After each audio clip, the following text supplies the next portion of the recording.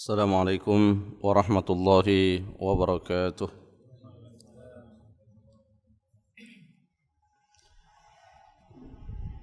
Alhamdulillahi rabbil alamin wal aqibatu lil muttaqin wala udwana illa 'alal zalimin.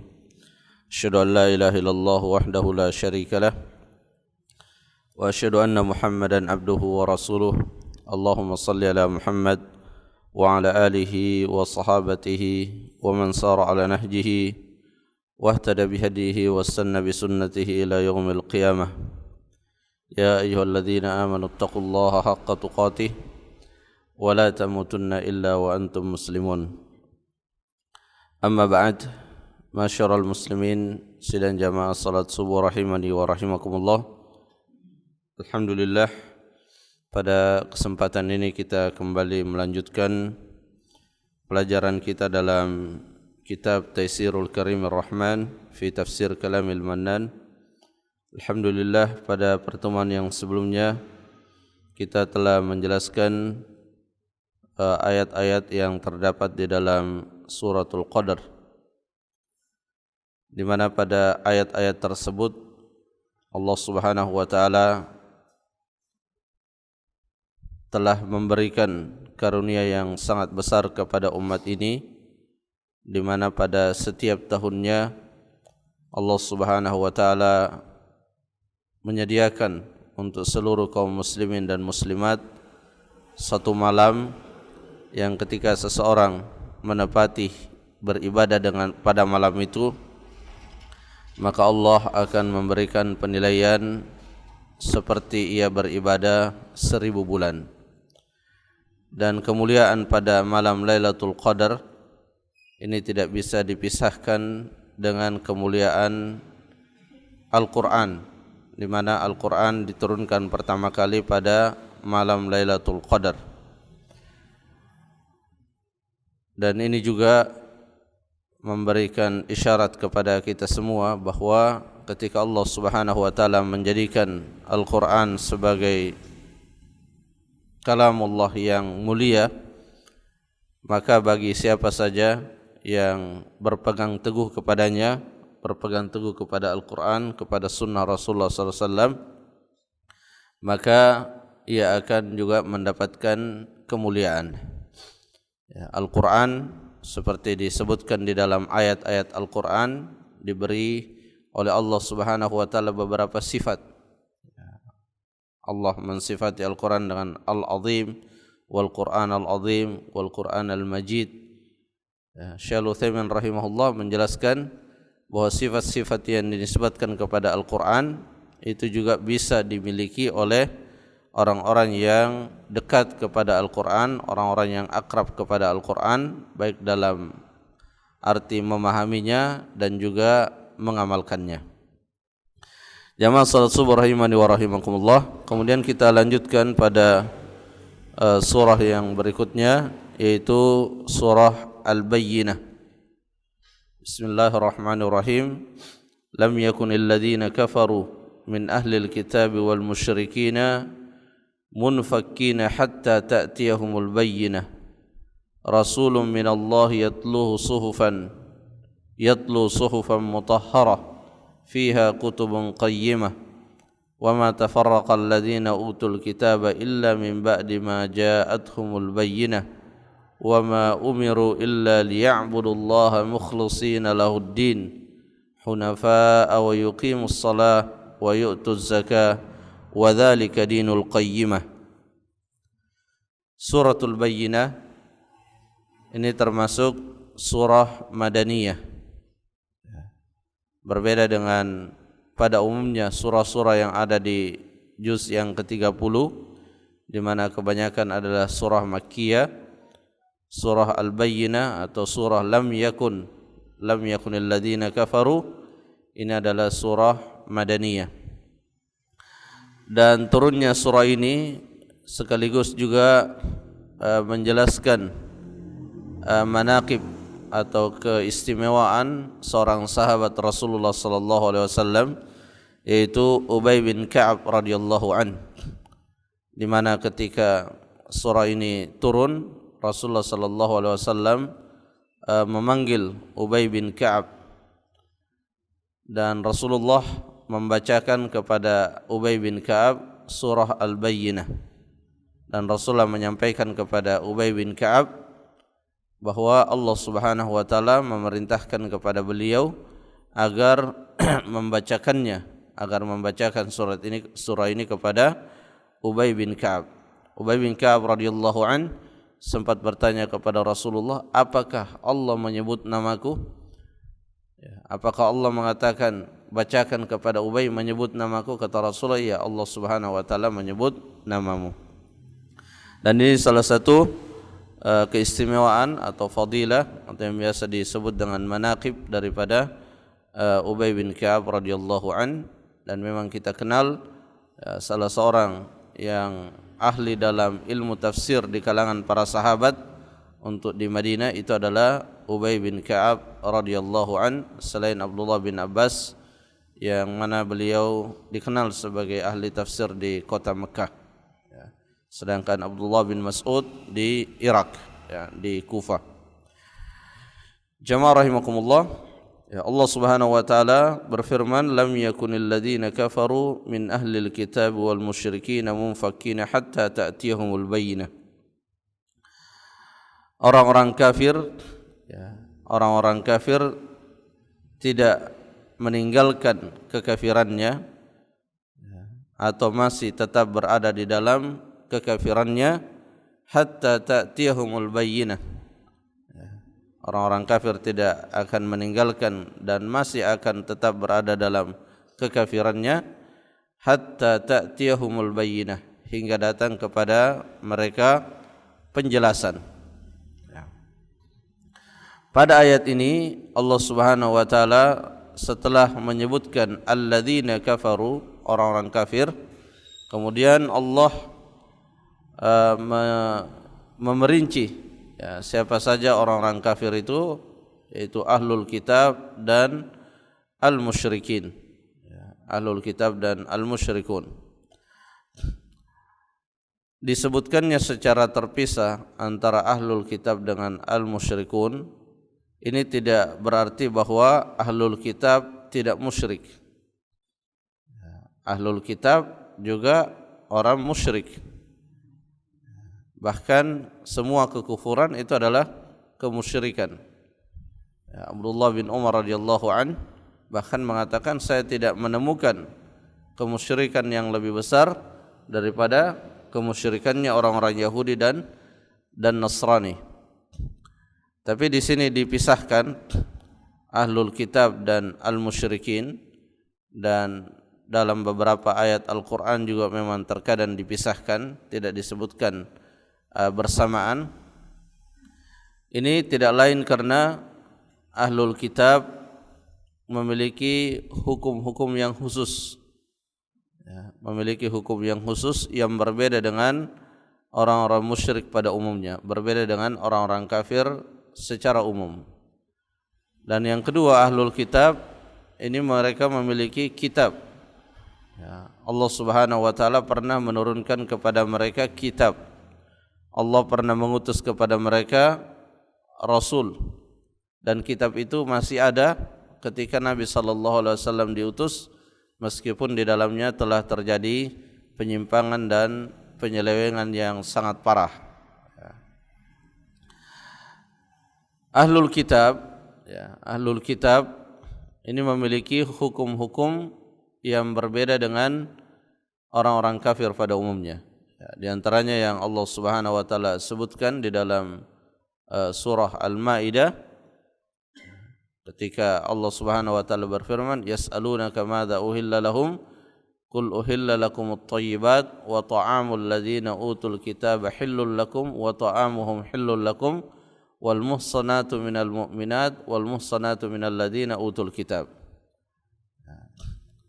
Ketika Rasulullah SAW ditanya apa saja yang dihalalkan untuk mereka kaum muslimin, Allah Subhanahu wa taala berfirman bahwa pada hari ini telah dihalalkan bagi kalian makanan ahlul kitab.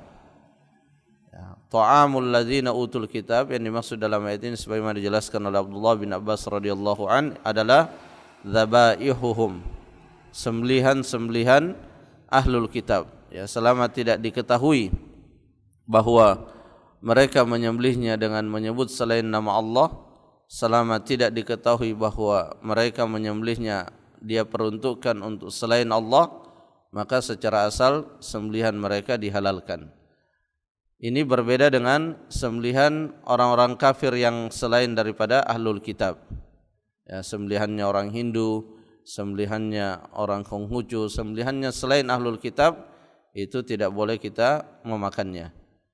Ini diantara hukum yang berbeda dengan hukum yang berbeda antara ahlul kitab dengan orang kafir pada umumnya.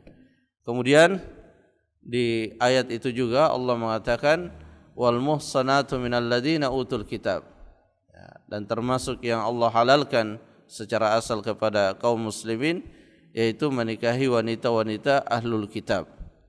Itu secara asal dihalalkan atau dibolehkan, ya, berbeda dengan wanita-wanita kafir pada umumnya yang selain ahlul kitab, maka itu tidak dibolehkan.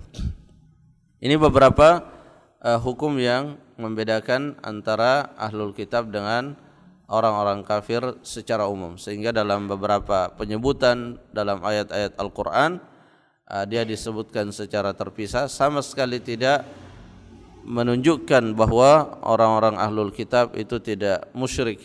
Apalagi sampai kalau ada yang mengatakan orang-orang ahlul kitab itu tidak kafir. Mereka kafir dan mereka musyrik, cuma mereka memiliki hukum yang berbeda dengan orang-orang kafir pada umumnya, disebabkan karena mereka pernah diturunkan kepadanya kitab, pernah diutus kepada mereka rasul, ya, bahkan sangat banyak rasul yang diutus kepada orang-orang Bani Israel.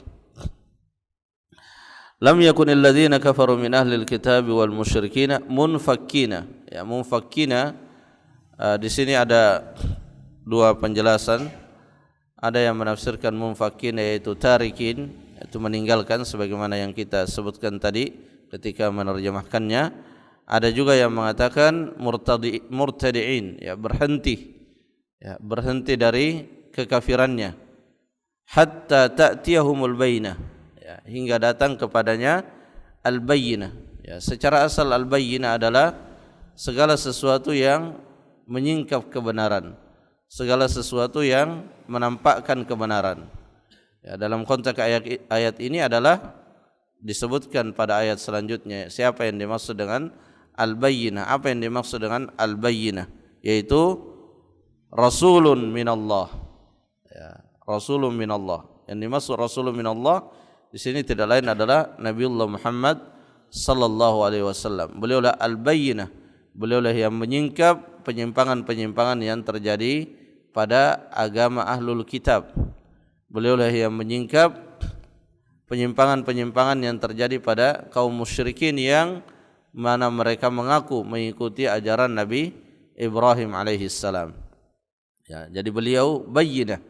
Ya.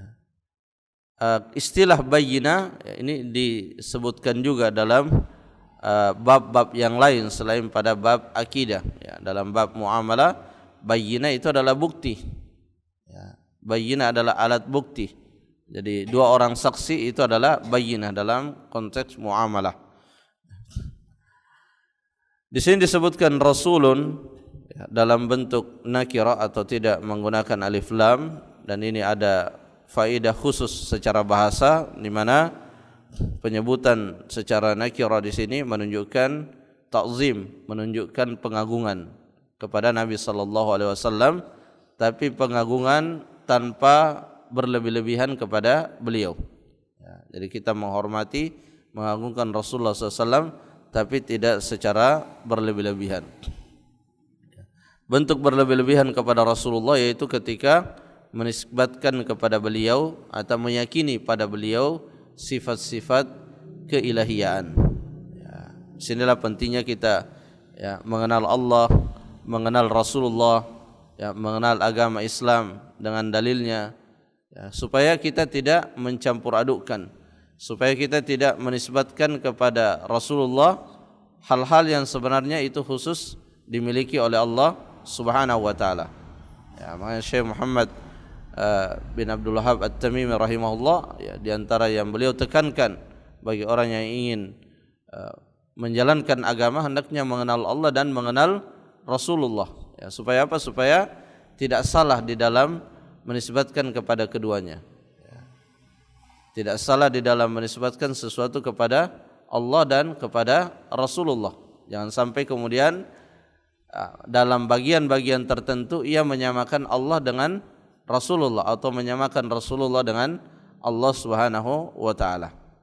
Ya, karena segala sesuatu keyakinan yang semestinya itu khusus diyakini hanya pada Allah, tapi juga diyakini pada selain Allah termasuk pada Rasulullah, maka itulah yang disebut dengan kesyirikan.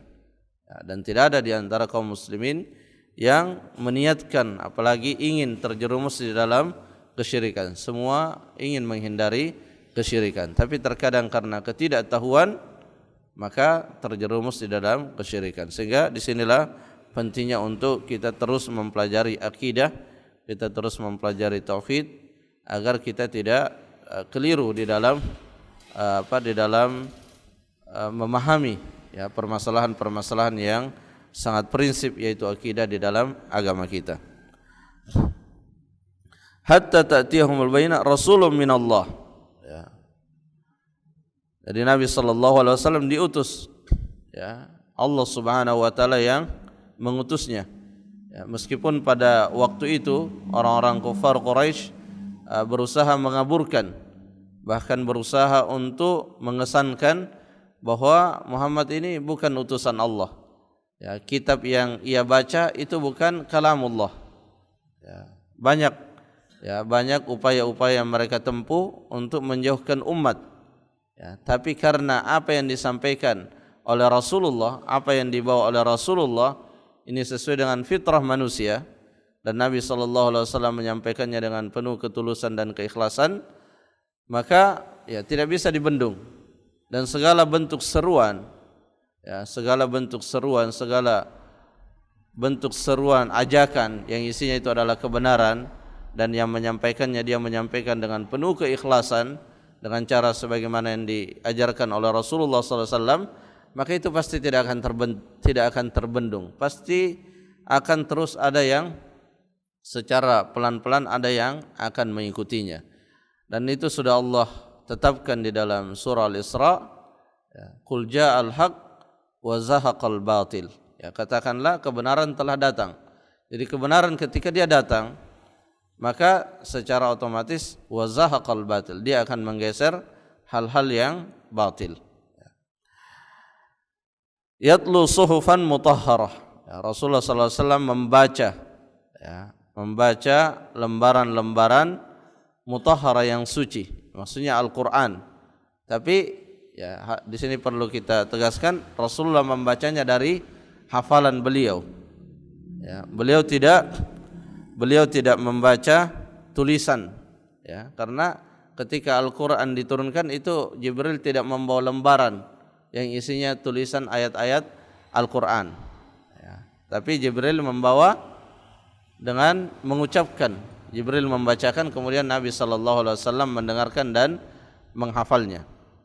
Ya, makanya dalam Al-Quran Allah Subhanahu Wa Taala memerintahkan kepada Nabi untuk tidak terburu-buru di dalam membaca Al-Quran, karena ya, sanuqri'uka fala tansa, tidak perlu terburu-buru, karena ketika dibacakan kepada beliau tidak akan lupa apa yang telah disampaikan kepadanya. Ya. Dan ini salah satu kelebihan Rasulullah sallallahu alaihi wasallam. Ya, di mana dengan beliau tidak membaca dan tidak menulis, maka ini semakin menjamin keaslian daripada Al-Quran dan menghindarkan dari tuduhan-tuduhan bahwa Nabi sallallahu alaihi wasallam mengada-adakan Al-Quran. Ya, bagaimana mungkin Nabi sallallahu alaihi wasallam mengada-adakan sementara beliau tidak membaca dan tidak menulis. Ya. Orang yang pandai menulis, ya, orang yang pandai mengarang itu, membuat tulisan yang panjang, itu hasil bacaannya dia. Nah, Nabi SAW tidak membaca, ya, sehingga bisa dipastikan dan diyakini oleh orang yang jujur bahwa apa yang disampaikan oleh Nabi Muhammad itu adalah wahyu dari Allah Subhanahu wa taala. Yatlu sufan mutahhara fiha kutubun qayyimah. Ya, kutub di sini maksudnya tulisan-tulisan. Ya, maksudnya perintah-perintah, larangan-larangan. Jadi di dalam suhuf maksudnya di dalam Al-Qur'an ini di dalamnya terdapat perintah, terdapat larangan, ya, terdapat kisah-kisah tentang umat terdahulu, kisah-kisah tentang para nabi. Qayyimah. Ya. Qayyimah yang jika itu diamalkan akan menjadikan seseorang lurus di dalam kehidupannya, akan menjadikan seseorang lurus di dalam ia menjalankan agamanya.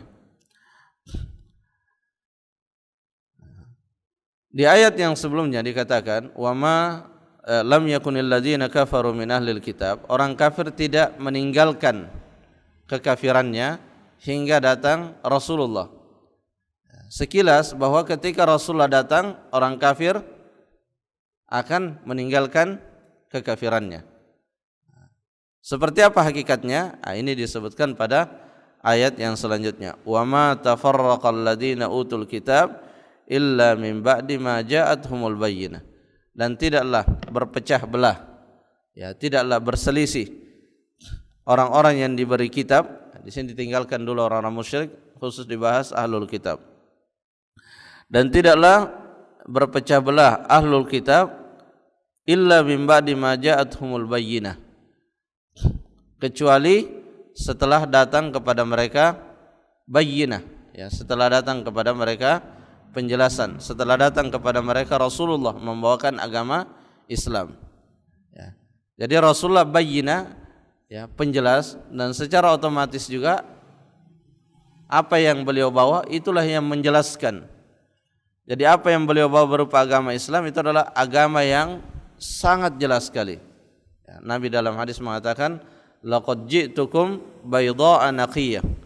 Sungguh aku telah datang kepada kalian dengan sesuatu yang sangat terang benderang.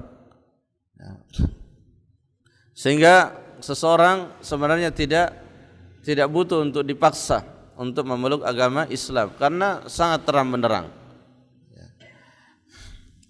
Nah, orang-orang ahlul kitab ketika Rasulullah sallallahu alaihi wasallam diutus dan membawa Al-Qur'an, padahal ahlul kitab ini sekian lama menunggu datangnya seorang rasul. Ya, bahkan mereka bermukim di Madinah itu latar belakangnya adalah untuk menunggu datangnya seorang rasul. Karena dalam kitab mereka Madinah adalah tempat yang paling mirip, yang disebutkan dalam kitab mereka bahwa di sini akan muncul nabi yang terakhir. Ya. Tapi begitu mereka mengetahui nabi yang terakhir ini bukan dari Yahudi, maka mereka tidak mau mengikutinya. Nah, ketika Nabi sallallahu alaihi wasallam diutus, berpecah orang-orang Yahudi.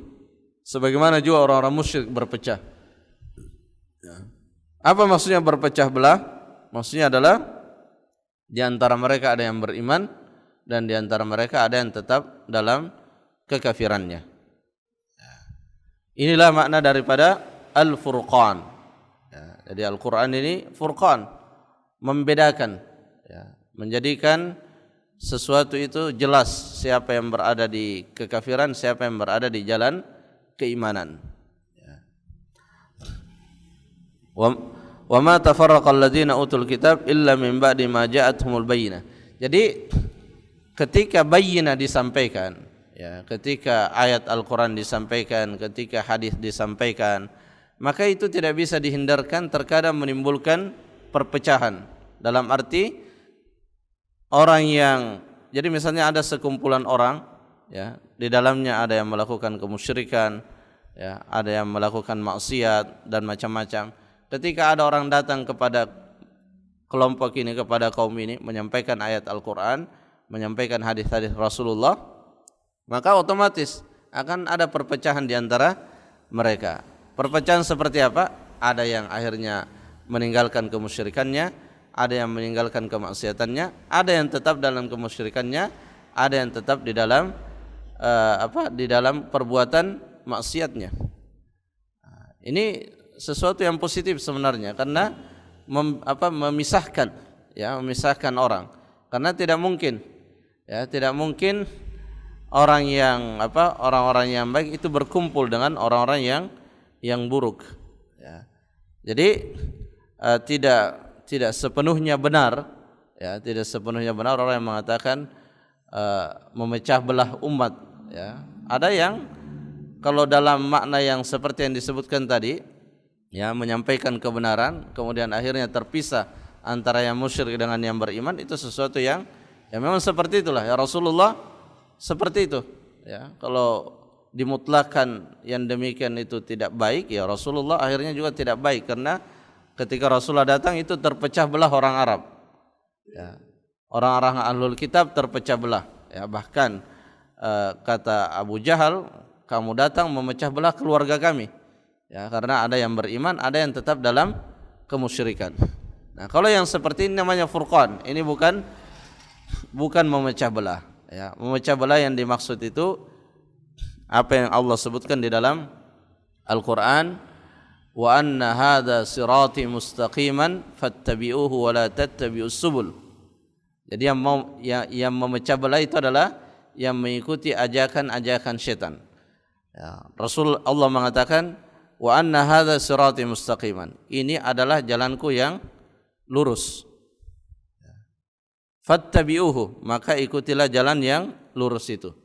Wala tattabi'us subul, dan jangan ikuti selain jalan yang lurus itu.